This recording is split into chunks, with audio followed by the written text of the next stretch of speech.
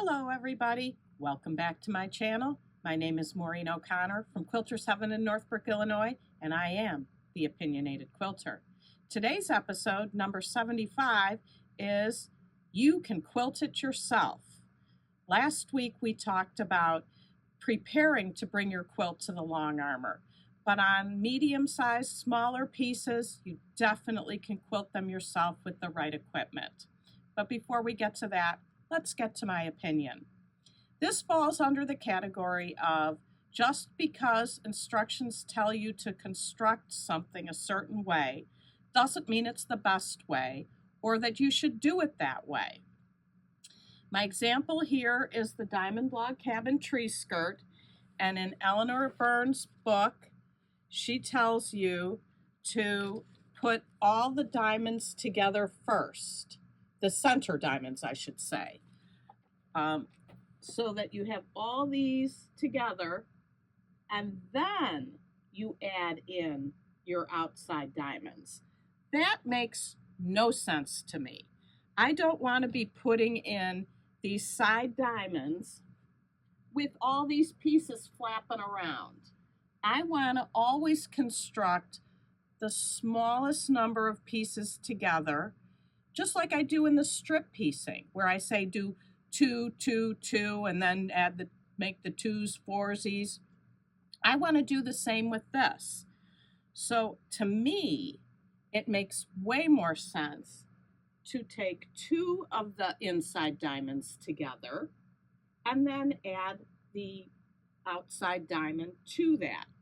Now these are Y seams and you do have to be careful with them, but most patterns for this type of unit tells you how to do that. So I'm not going to review that now, but they are Y seams.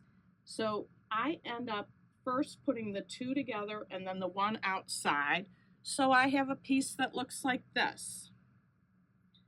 Then next, I would add this diamond and this outside piece.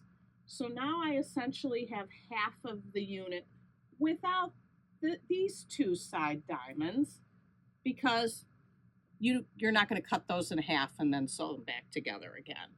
So I end up with a unit that looks like this. So now I essentially have halves. I sew the 2 halves together and add the last 2 diamonds to it. To me, in my opinion, that's a better way to do it. Now I put this one up here to contrast with the 60-degree diamonds, a 45-degree piece. Because in this case, and I'm always saying, 2s then 4s, you can do that with 45-degree units because there's 8 of them. So you can sew 2 together, 2 together, sew these together to make a half. And again, the same thing up here. You've got 2 halves that you sew together.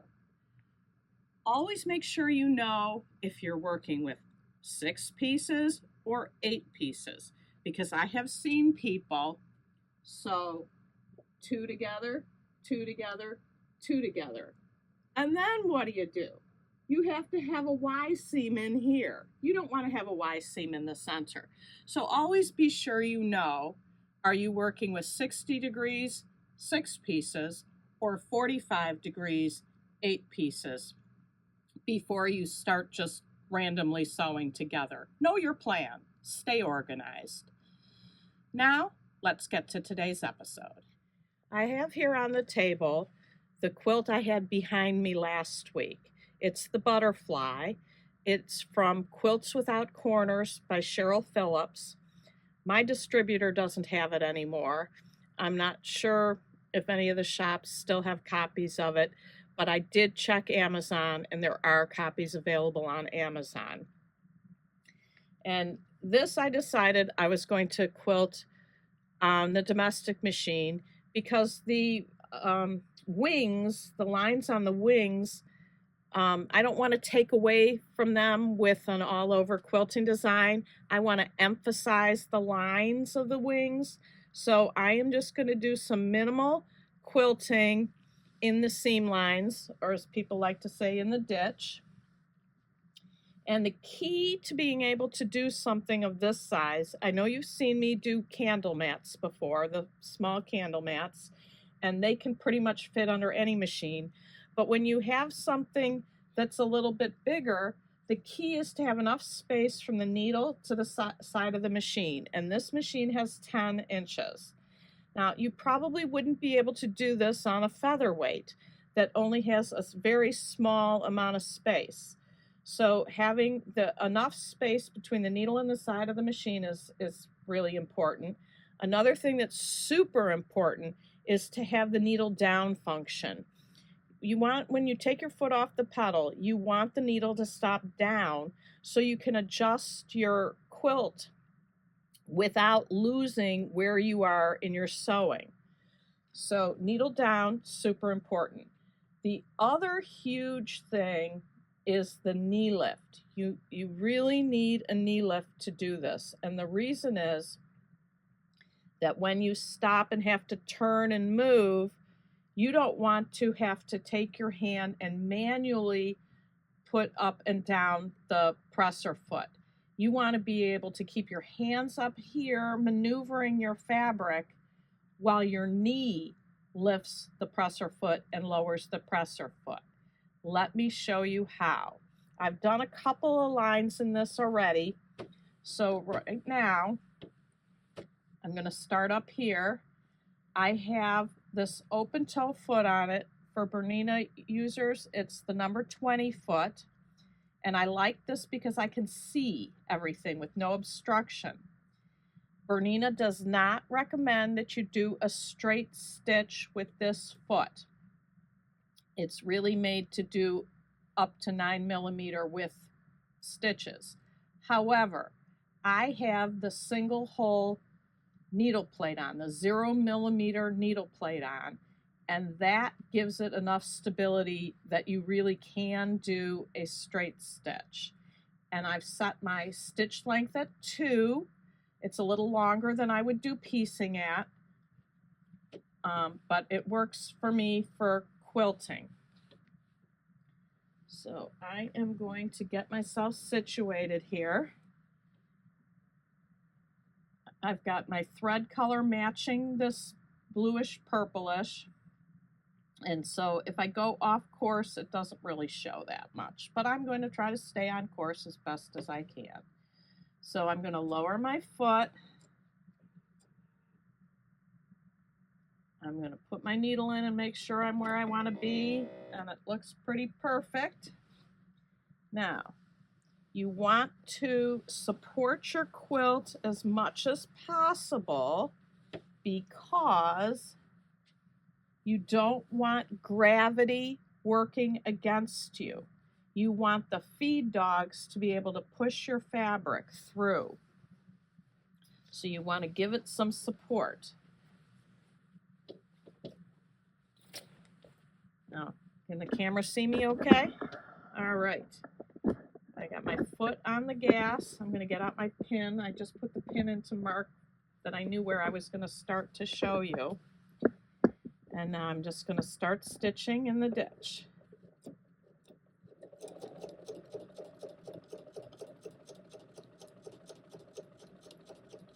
And I am far from perfect.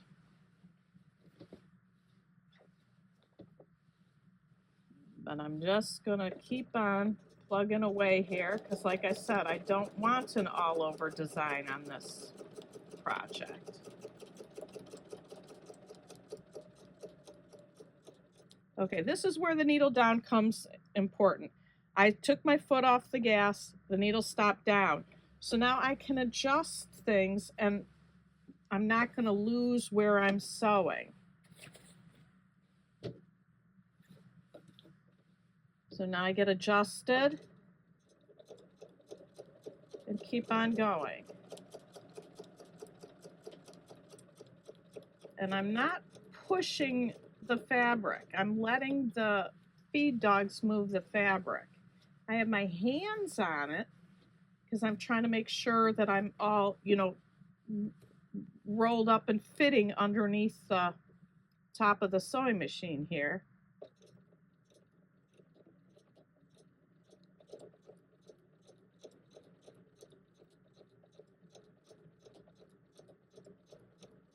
And now again, I'm getting to where I want to adjust again. So my needle stopped down.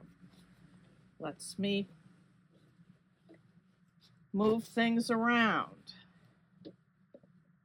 And then I'm just going to keep coming down.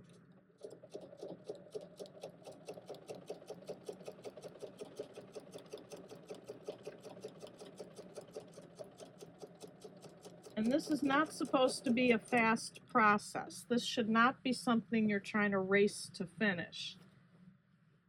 If you have to get to pick up a kid from school, don't start this right before you have to walk out the door. All right, now I'm getting to where the body, or not the body, the head of the butterfly is. And what you want to do when you're doing this type of quilting is you want to have as few stops and starts as possible. So I'm not going to hit my scissors function here. And this is where this knee lift is super important. I think I'm going to take one more stitch. And now my hands are up here. I just lifted my my foot with my knee. And now I'm going to turn.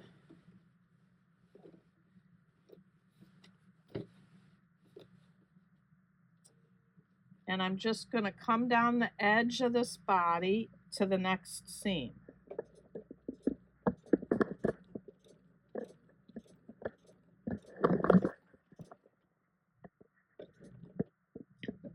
And again, I'm going to lift the presser foot with my knee. And I'm now going to turn my work. You probably can't see now because the fabric was probably blocking you. But this is where the combination of the needle down and the lifting of the presser foot is so important to be able to do this. So now I'm just going to come up this seam.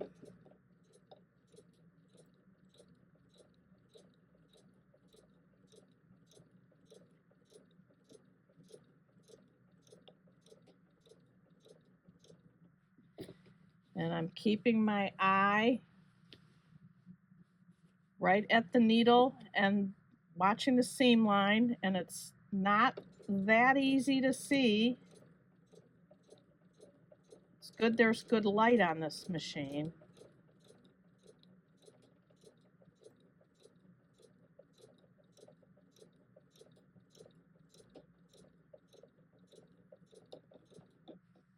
And again, just keep adjusting, and you're fine because the needle stopped down.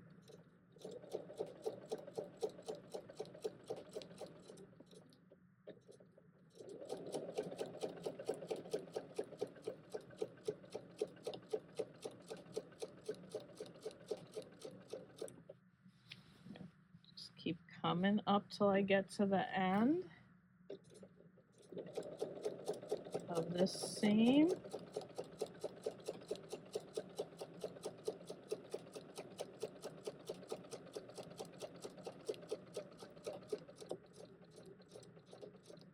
Now, what I didn't say before I started is you do have to secure your 3 layers together. And you're all quilters, so you probably all know that. I used a spray-based. Alex Anderson has a great product that you shake the adhesive on.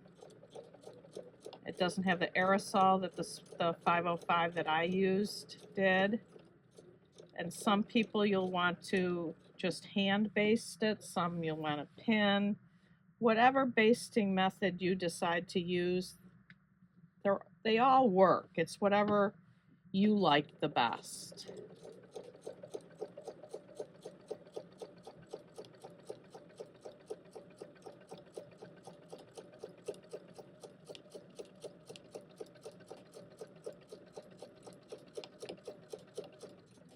So I'm coming up to the end. This is the seam I started at on the other side.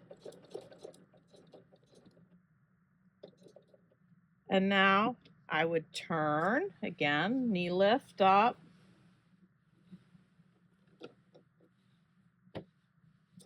And now I would come over to here, the next seam.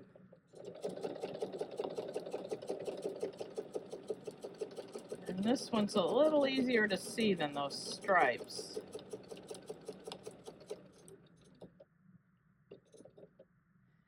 And then again, I would turn. And I'm not going to continue on because you know the process now. I just go down, get down to the body, go across, come back up, and keep going till I got all these seams quilted. And I'm pretty pleased. I think it looks good. I think it looks good, and when it's done, it'll be all held together, and I didn't have to send it to the long armor. So anything that's small enough that you can fit into underneath your machine from the needle to the side of the machine, you can straight line quilt. And while I'd really like to get good at free motion, I'm just not good at it yet. And I'm going to keep on practicing because I think it's kind of fun to practice. And at some point, maybe I'll get good enough to do a real quilt. But for now, I like the straight line quilting. I do like using rulers. But a straight line quilting is a good way to finish a project by yourself if that straight line quilting would work for your project. So that's today's episode. Please like, share, and subscribe. And until next time, happy sewing.